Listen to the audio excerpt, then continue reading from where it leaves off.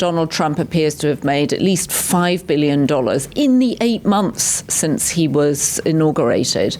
Any thoughts on his crypto holdings? This is pure corruption. Let's not beat around the bush.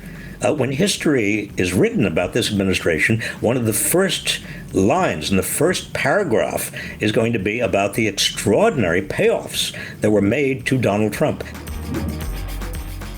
I'm Jaonna. This is the Daily Beast podcast, and thank you for all your comments on Dr. John Gartner's diagnosis of Donald Trump as having dementia. Many of you found his arguments and his medical terms extremely convincing. Several of you suggested other doctors we could talk to, so we're reaching out so we don't just have one person's diagnosis that we're relying on. But as many of you pointed out, what was convincing about Dr. John Gartner was just the sense that he's been diagnosing President Trump, who's been in the public eye for so long that there are lots of moments to judge him against now, 5 years, 10 years, and 30 years ago, which is what doctors need and often don't have. But in this case, they actually do. So thank you for your comments on YouTube. Let's get into today's guest, who is the same age as the president and just as busy as the president, but he's busy on Substack, on YouTube. He's been making documentaries. He's writing books to make sure we know what a catastrophe is happening to the America he knows and loves. Today, I'm talking to Robert Reich, who was Secretary of Labour under Bill Clinton. He was advisor to presidents from President Ford to President Obama.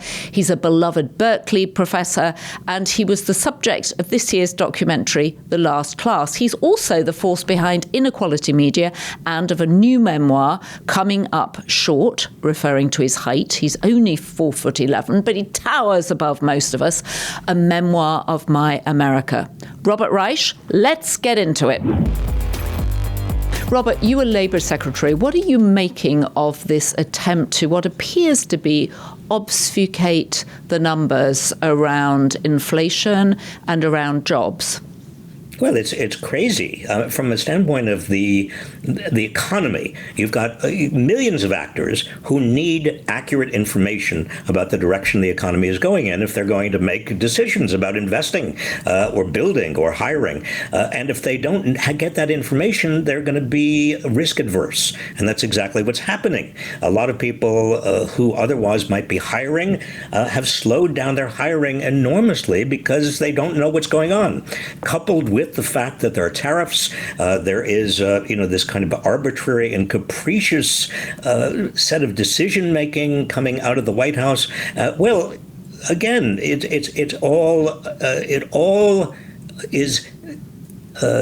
deters economic investment, which is bad for everyone, and you can't shoot the messenger. I mean, if Donald Trump doesn't like what's coming out of the Bureau of Labor Statistics, or he doesn't like the Fed's decisions on interest rates, mere attempts by the White House to shoot the messenger send a very, very dangerous signal to the rest of the economy, not just the United States economy, but the world economy. And that is, you can't trust the American dollar. You can't trust where the dollar is going. There's nobody on the anti-inflation beat. There's no cop on the beat. And this is all, again, the markets have reacted. They will continue to react badly when Donald Trump, and to the extent that Donald Trump tries to shut off information or kill or shoot the messenger. And what do you make of his suggestion that public companies stop reporting quarterly earnings and in fact move to twice a year, every 6 months? I mean, I think I know a lot of companies that would prefer that, but I'm curious to get your point of view. Jaonna, honestly, there are very few things that I agree with Donald Trump on, but that may be one. When I used to be much closer to watching the economy every minute. And I was labor secretary, and before that I was at the Federal Trade Commission. I actually suggested that companies have to take a longer-term view of what they're doing, and these quarterly reports force them into a very narrow, insular, and a kind of a view that runs against the long-term interests of the economy. So this is not necessarily a bad position to take. And the markets seem to have now priced in the volatility, don't they? I mean, the stock market is up 15% this year. Well, it's a very good question about whether they've priced in volatility. I don't think markets price in arbitrary and capricious and impossible to predict decision making. Volatility is one thing. Yes, I mean, there is going to be a lot of volatility whenever there's any kind of a change in administration, whenever there is a lot of tumult in the world, given Israel and given Putin and given everything else that's going on. But arbitrary and capricious decision-making really is something that the markets cannot price in because, again, it's outside anybody's control and outside anybody's potential vision. All that they're pricing in, and I worry that they're going to price in more and more of this, is uncertainty. Robert, it's no secret that Donald Trump appears to have made at least $5 billion in the 8 months since he was inaugurated. Any thoughts on his crypto holdings? This is pure corruption. Let's not beat around the bush. When history is written about this administration, one of the first lines in the first paragraph is going to be about the extraordinary payoffs that were made to Donald Trump. Some of them violating the emoluments clause of the Constitution that says, foreign powers cannot pay off a public official. But some of them are just nothing but attempts to curry favor with Donald Trump. And crypto has opened the floodgates to that kind of currying of favor. It is a scandal. But unfortunately, there's so many scandals with regard to this administration, it's difficult to come out to really focus on one. Who should actually be policing that most effectively? Is that the SEC? Well, the SEC should be doing that. And the Commodity Futures Trading Corporation could be doing it. The SEC is now run by a Trump lapdog who has huge crypto holdings and has basically allowed crypto to do whatever it wants to do. And the crypto industry has become so rich that it's paying off members of Congress in terms of campaign contributions, including a number of Democrats. And so it is, you have this kind of a doom loop with regard to what it can get away with. The whole thing is a market that is based upon nothing but expectations that some bigger fool is going to come along and buy even more crypto that you can get rid of. This is like the tulip craze in Holland. This is just a matter of when is it going to explode?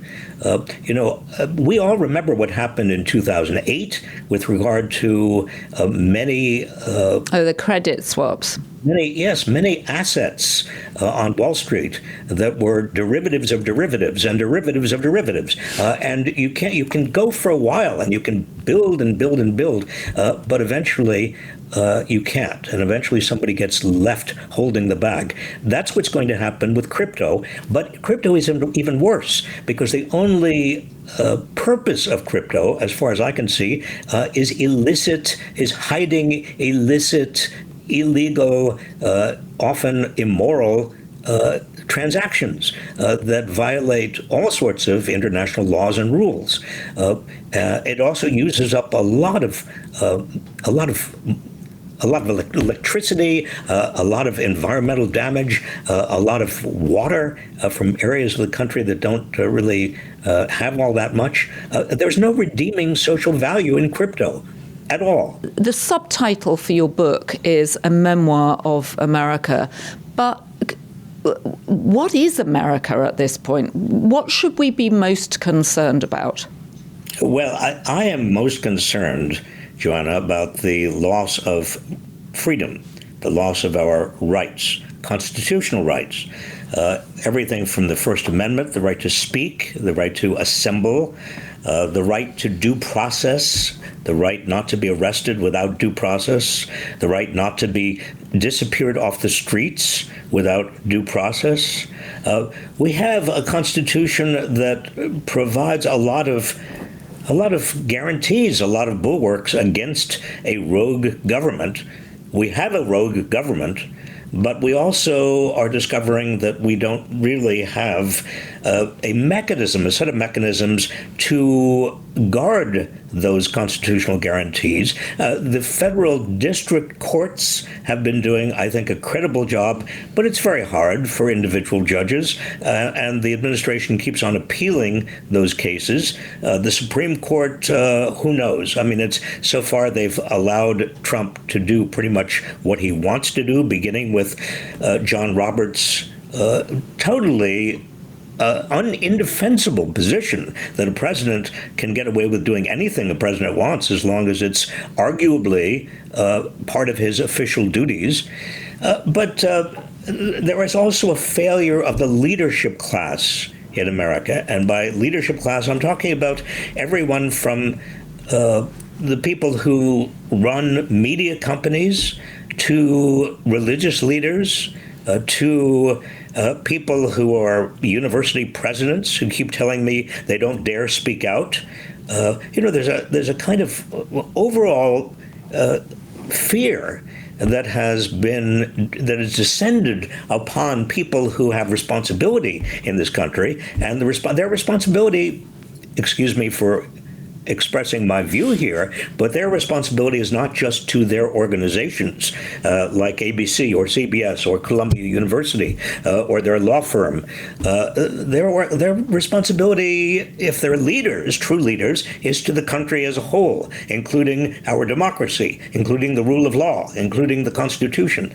And so that, to me, is also a real concern. So you mentioned that university presidents are telling you that they're fearful. Clearly, business leaders are fearful too. I've had several conversations with prominent CEOs who just don't want their heads above the radar. How do we, or what should leadership look like at this point? And I mean, one of the complexities, I think, is that Donald Trump was elected, right? And secondly, we say the First Amendment has been attacked, but there are still plenty of people, us included, able to speak freely about what we're concerned is happening. So how do you manage to balance all these contradictions? Well, I don't think there are many contradictions here. I mean, first of all, we don't have any idea how much speech right now is being chilled. We know that a lot of people left, for example, CBS News, 60 Minutes, they resigned. We know people resigned from the editorial board of the Washington Post. We can see the resignations. We just don't know what they have agreed to suppress, or what kind of suppression went on that led them to resignation. So when you say we have free speech, I'm sorry, we just don't know how free it is right now. And when we see Jimmy Kimmel and the executives of Disney and others caving in, it's a pretty awful set of circumstances and an abdication of responsibility. I was talking recently to a business leader who was very upset about what's going on, and I said to him, well, what are you going to do? Are you going to put your name to a petition? Are you going to stand up and really be counted? And he said, oh, no, I can't do that. I have too much at stake. And I said, what do you mean you have too much at stake? He said, well, I have deals that are pending. Well, the more people, Jaonna, who have positions of responsibility and positions of leadership who say, well, I don't dare put my head up because I'm going to be, I'm fearful that I'm going to be targeted by this administration. They are complicit. They are enabling this kind of tyranny.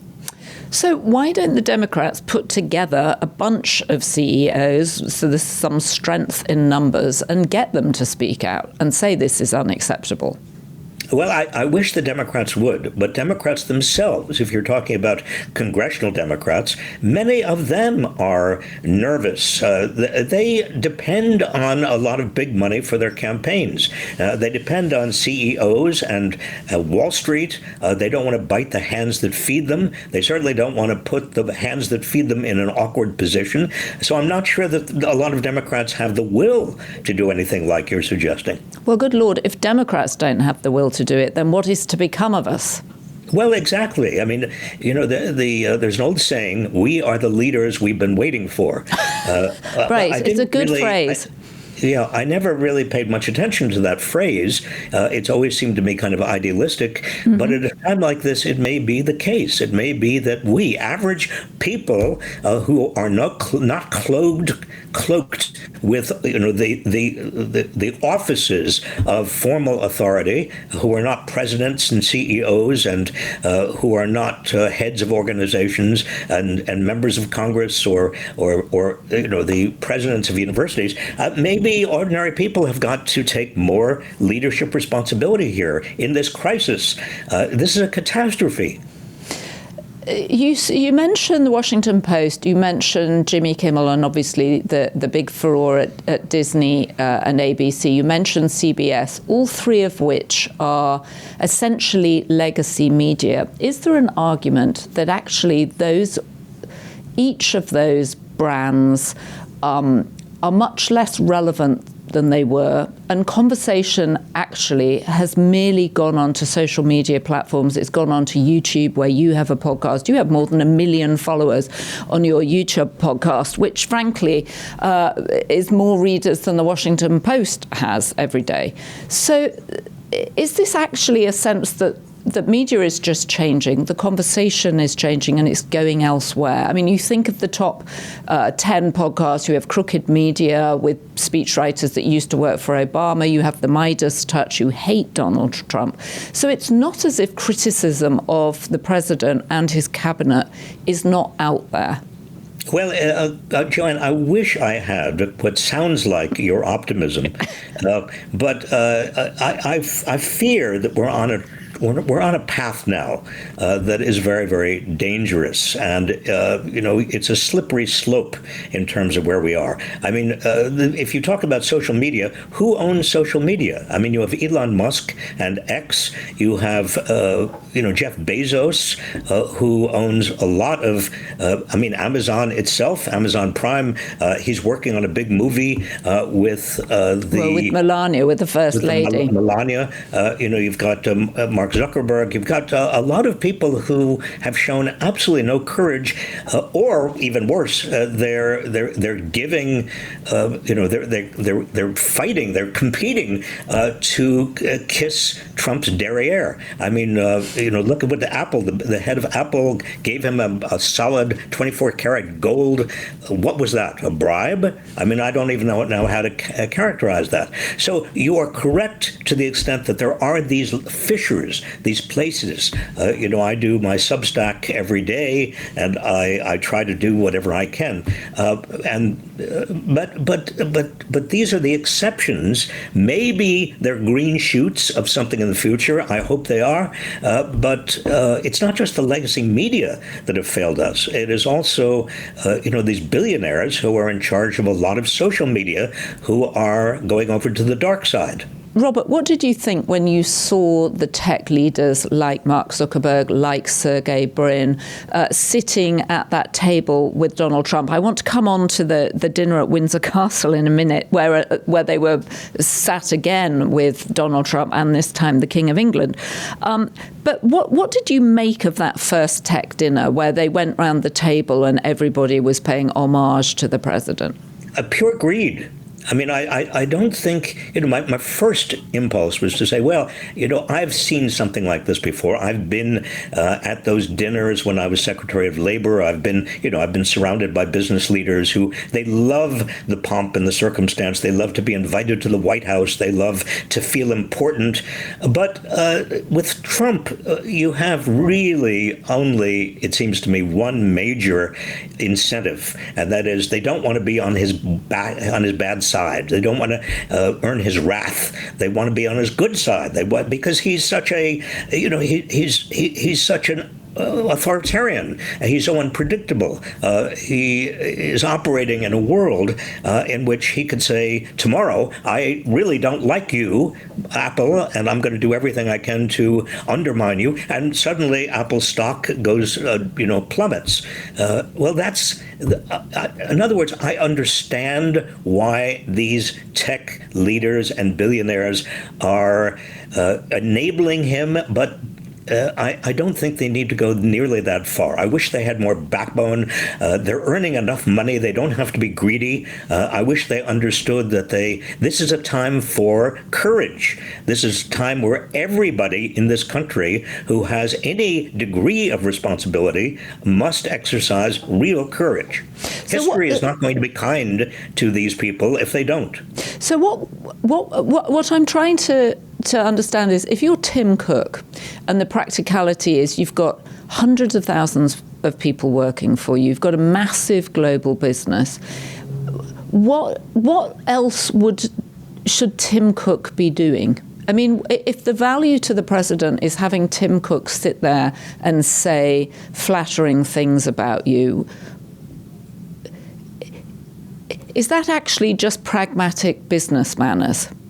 Well, obviously, a big piece of it is business. Yes, business. It's Tim Cook's stock options and his fiduciary obligation to Apple shareholders, and I understand that. We're in a world in which shareholder capitalism predominates over what we used to have, which is stakeholder capitalism. But we also have enormous media consolidation. In the 1980s.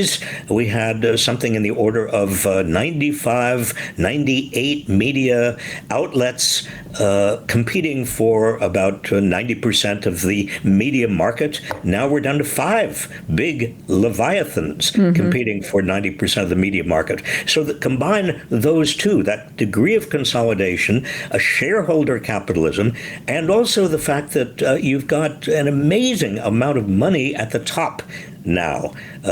These people like Tim Cook and Elon Musk and Jeff Bezos, they are not just billionaires, they are hundreds of billionaires. They are people who have a lot at stake. And if I were being very cynical, and I hate to even be this cynical, but I'm going to say it anyway, I'm not sure they have a deep dedication to democracy. They may have so much money that they may worry about majorities coming along and taking it away in terms of a wealth tax or something else. You put these factors together, Jaonna, media concentration, shareholder dominance, and the wealth of the dominant people in the media business and in many businesses, and you have a tinderbox that can easily be lit up by a demagogue like Donald Trump. So what would you have them do instead? How do you show leadership if you're trying on the one hand to balance a capricious president and a cabinet that is unpredictable? I mean, you saw this weekend that the extraordinary, you have Howard Lutnick coming out and saying, it's $100,000 for an HB1 visa and it's every year. And then you have the White House press secretary coming out and saying, no, it's a one-off and it's only for new visas. So There seems to be some chaos in the way, obviously, things are being run. How should you manage this if you are managing a business? I understand your point about shareholder value and stakeholder value, but if you're in the real politic of trying to manage this now, if you were Tim Cook, what would you do? Would you say, no, I'm not coming for dinner? Or would if I were Tim Cook, yes, I would not necessarily kiss his derriere by coming for dinner, and I wouldn't give him 24 karat gold awards. I would get together with other CEOs quietly and have a common front, have some agreement. We're in this together. The future of our democracy is very intimately related to the future of our businesses and vice versa. If I were a university president, if I were Harvard is doing a pretty good job right now, but I'd get together with all other higher education and say we have to have a united front because this divider in chief, this demagogue in chief, is trying to divide us, and divided we are very, very weak. If we can get together, we're much stronger. Same thing with law firms. Same with cultural institutions. Together, there is a possibility of stopping this. But divided, there's almost no possibility. Everybody has an incentive to do the opposite. Everybody has an incentive to try to appease this tyrant. Well, and the more you appease the tyrant, the more they come after, right? I mean, that's the one thing history has shown us, that actually the worst thing you can do to a bully is give him the lunch money, because then the next day he comes back and he wants twice as much. Exactly. I mean, Neville Chamberlain, made a point historically that I think that it's important for us to remember. You cannot appease a dictator. He does come back asking for more. And the problem is, as long as he is able to divide and conquer, then everybody really becomes much, much weaker. Well, of course, what they say about academics is that the knives are so sharp because the stakes are so small. The idea of pulling together a group of presidents of universities who could agree seems somewhat fanciful. Do you think realistically you could do that? I love the notion of it, as I do similarly the idea of bringing all these tech chiefs together, and yet the tech chiefs themselves are frequently suing each other. We know that lots of them don't speak to others. So it's not as if they have they may be in the same business, but they have lots of things that would serve them well if another went down. Aren't they all hoping that the spotlight, Trump's wrath, just falls on someone else, not them? Well, I think it's worse than that, Jaonna. They're actually competing for his for benefits from him, for his not they're not trying to avoid his wrath. They're actually competing for his warmth. And what you say about these institutions getting together, whether they're private sector, public sector, or not for profit, you're absolutely right under normal circumstances. But we're no longer in normal circumstances. This is a national emergency. This is a catastrophe, not only for the United States, but for the world. And if we have a leadership class in this country, if we have people who have positions of responsibility, their responsibility extends, it seems to me, in a crisis like this, to the nation and to the world. What do you see the worst impact being right now on global affairs and the shifting of the global order, which has suddenly been thrown into disarray by Donald Trump? Well, the same point applies. That is, other countries have got to get together. And I think the European Union is doing a credible job. But the European Union needs to get together with Canada and Japan and Australia and all of these countries that had traditionally been allies of the United States, where Donald Trump is is basically saying you are no longer allies of the United States. They should ally themselves together, understanding that at least temporarily they cannot rely on the United States. They are all in some danger from Putin. They are in some danger from Xi. They need to use each other and rely on each other rather than trying to keep in the good graces of Donald Trump or avoid his wrath. I mean, again, this goes back to the same theme. You cannot appease a dictator.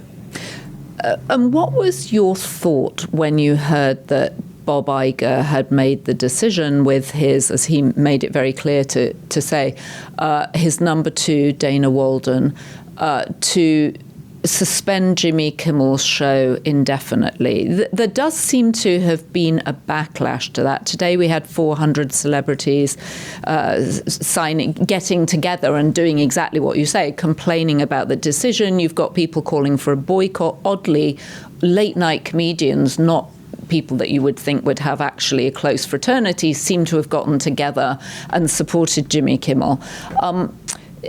Does that decision, do you think there is any way out of that for Disney in a good way for the freedom of speech at all?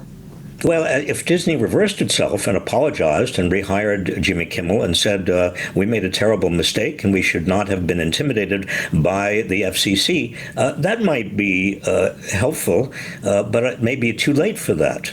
And by the way, for all these comedians to get together and support each other is great. But I think more importantly, for people, average Americans who are really concerned and worried and feel afraid of what's going on, they should cancel their Disney Plus, Hulu subscriptions and instead take the money and put it into public broadcasting. Well, that's an interesting idea. Yes, I saw John Oliver on his HBO show last night was demanding people cancel their subscriptions, but the idea of putting it into publicly funded media is a great idea. I can tell the quality of my WNYC in the morning has been somewhat impacted, actually. Of course. I mean, these public broadcasting stations are, in the big cities, in San Francisco and New York, I think they'll do fine. But it's the smaller cities that really are being terribly impacted. Some of the public broadcasting is being shut down or limited. So take your money away from Disney Plus and Hulu and put it into public broadcasting. You're in the Bay Area, you live in San Francisco, which is a fascinating mix of California liberal politics and then enormous wealth, enormous concentration of billionaires and tech overlords. What are you seeing politically from the Democrats in that neighborhood that makes you feel hopeful, if anything? Well, I love Nancy Pelosi because she is a fighter. She was the person who basically convinced Barack Obama to try for the Affordable Care Act. And she doesn't let up. She's in her mid-80s and she's continuing to fight every day. So there are a lot of fighters in the Bay Area. They may be wealthy, but they still are fighting the good fight for average working people. Are you seeing any Democrats break through in terms of the next generation? I appreciate your support for Nancy Pelosi, but she's definitely of a generation now that can't lead forward, I think. Yeah, well, there are others. I mean, Ro Khanna is a good friend, and he is here in the Bay Area. He is the Silicon Valley representative to Congress. And there are many, many others. I'm actually quite encouraged about the backbench of the Democrat Party, particularly if you include the governors. There's some very, very attractive governors out there. And I don't mean only Gavin Newsom. I think J.B. Pritzker is doing a very, very good job. And Wes Moore is standing up. Ironically, what Donald Trump is doing with regard to trying to squeeze the red state governors to get more, more redistricting that gives the Republicans more seats in Congress. Oh, the gerrymandering. And also using ICE raids in various places. I mean, he is making some of these Democratic governors into real. He's pushing them into heroic kinds of positions where they're taking very tough stands, and I think that's that's very important for the future. Talking about the future, you've just finished a documentary about your many years as a teacher at Berkeley. What have you observed about students recently as opposed to when you started teaching? Well, that's a good question, Jaonna. I love teaching. I really miss it, but I just had reached a point where I thought I'm getting old and I can't do quite as well as I was doing before, and so I should put a stop to this. Well, if I can just jut in here and say it's a very good documentary. Every teacher, I think, would love to watch this because your heart and your enthusiasm for teaching comes over, as do the many students that come up to you and say, "Remember me, class of 1979," and you're like, "I have no idea." They keep on coming up to me every day. Yeah, I have no idea who you are, but it's nice to see you. But has there been has there been a change in students over the years? Well, in the night when I started to teach in 1981, students were, very, very excited, and they had a lot of ambition. But I think that the change I've seen, my most recent cohort of students, and I retired the year before last, but I'm still sneaking in and doing classes. The most recent cohort of students, I would say, if one can generalize about these things, I mean, generation is very difficult to generalize, but Gen Z, we're talking about, people who are 50 years younger than I am or more, they are understandably very worried, not only about what's happening in the country and the world, very upset about the loss of and potential loss of freedoms in this country, extremely upset about what's happening in Gaza, and the enabling that America is doing, and the giving Netanyahu all of this military might to undertake a form of genocide. Let's not mince words. So they are very, very concerned about that, and they're also very activist. They are probably the most activist cohort of students I've taught, and dedicated. I mean, I said to a bunch of them the other day, you are right at the point where democracy and artificial intelligence and global climate change, are all impinging on the existential future of this country. How do you feel? And they said, we feel excited and we feel, revved up. And I said, well, that's good, because we need you and we are dependent on you.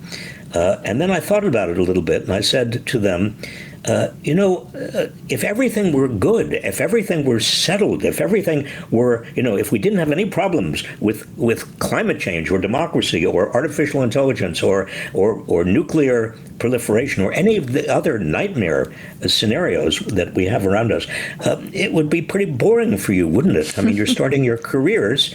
And they said, yes, exactly. We are facing the largest crises in modern history. And they're excited by it. And God bless them. And how did they square them with this whole generation that very much were brought to life by Charlie Kirk? Because you're talking to one bunch of young people, but there's also another bunch of young people who are either not in the college system or feel that the college system didn't listen to them and are looking for leadership in a different way. Well, there are actually several different groups, if you want to drill it down. There are the non-college young people, and they really do have a reason to be upset and angry about the fact that the system is rigged against them. I mean, if you don't have a college degree, it's very difficult to get into the middle class in this system. And only about 40% of them have or will have college degrees. 60% of them don't, and they are at risk. And then you have another group who are very kind of religious and evangelical. Some of them I know, and some of them are Trump supporters. Some of them had been Charlie Kirk supporters. They feel marginalized in many campuses. They feel that the country has rejected religion, and the data do show a tremendous drop in religiosity in the United States, but What I tell my students, and I truly believe it, Jaonna, is the best way of learning anything is to talk to people who disagree with you. And so I urge my students to find and even cherish people who are of different views than they are, and sit down and have conversations. And eloquent listening, actually listening eloquently to what other people say, and repeat what they say, and try to understand their arguments, and try to understand where you might be wrong. Well, that is the art of learning. And teaching is giving people that art of learning. So you've finished teaching. You seem more prolific than ever on Cafe Clatch and your YouTube podcasts. What else are you doing? Do you have another book coming out? How do you spend your time, Robert? Well, I do a Substack every day, an essay. Mm-hmm. Some people say to me, you're pushing 80 years old. How do you write every single day? And I said, well, what else am I going to do? And I have ideas for books, and we have, I'm working with a very talented group of young people on putting out videos. My son Sam, about 10 years ago, got me interested in social media, and thank goodness, because I'm not sure I would break through to young people if I were still writing books. He was very kind, if not a little bit condescending to me 10 years ago. He said, Dad, if you really want to reach my generation, I respect you for writing all the books you've written, but we don't necessarily read that much. And after I got over my depression from what he said, I did with a few other people. We started this nonprofit called Inequality Media Civic Action, and we do a lot of videos, and we do a lot of other movies and explainers, and I think that's how to reach a lot of young people. All right, so we have a lot of people that watch the podcast, listen to the podcast, and I think it's fair to say are feeling some despair and anxiety about where we are at the moment. As a final note, how would you encourage people to get involved, to get engaged in trying to change things? As you say, be the leaders that you want to have. Well, I say to people, number one, if you are despairing, depressed, angry, stressed, I completely understand. I mean, how can you not be? But activism, being an activist against this kind of tyranny is the best antidote to all of these feelings. So get out there. I mean, call your members of Congress every single day. Keep the White House and the congressional switchboard totally occupied. Beyond that, go into your community and protect people who are very vulnerable to the extent that you can. Make bad trouble. Also, write your members of Congress, write your local newspapers, boycott companies like we talked about, ABC, be an activist in terms of consumer activism and consumer boycotts. There's a long list, and I've on my Substack every month or so, I put out another long list of things that you can do. Nobody should feel that they have lack of agency. This is a time when we all have to be leaders in terms of mobilizing, organizing, energizing people around us who are even more demoralized, or who have decided that the best strategy is to keep their heads down and not even read the news. No, that's not the best strategy. The best strategy is to be an activist. Okay, well, I don't know if there are any local newspapers left to write to, but I love your idea of leaning into your own agency and writing to your Congress people. One forgets that they are there to represent you and that you can make a difference. Robert Reich, thank you very much for what I know is your very precious time, because you're now going off to write another Substack, you're going off to make another video, you're going off to lead another group of young people into the future. But we really appreciate you spending time with us. Well, thank you very much, Jaonna. I appreciate it. No signs of dementia with Robert Reich, even as he approaches his 80th birthday. And I can strongly recommend his documentary, The Last Class, in which he basically looks over his life as a teacher. And for anyone who's been a teacher, who wants to be a teacher, it's a very moving, inspiring documentary. And I'm sure there are lots of students out there who've been through his classes who will thoroughly enjoy this documentary. Anyway, if you have been, thank you for joining us. We appreciate your support. We are independent media after all. I'll be back tomorrow with Michael Wolff for our second episode of Inside Trump's Head this week. Don't forget to share this podcast with your friends, with your enemies, with your colleagues at work. The point is to have a discussion. You can argue with us, that's absolutely fine. And please do in the comments, or you can agree with us, that's nice too. If you have been, we appreciate your support. And though we haven't seen her this week, as the First Lady would have us say, be beast. Thank you to our Be Beast members, Connie Rutherford, Karen White, and Heidi Riley. We appreciate your support, and thank you to our production team, Devon Rogerino, Anna von Urson, and our editor, Jessie Millward.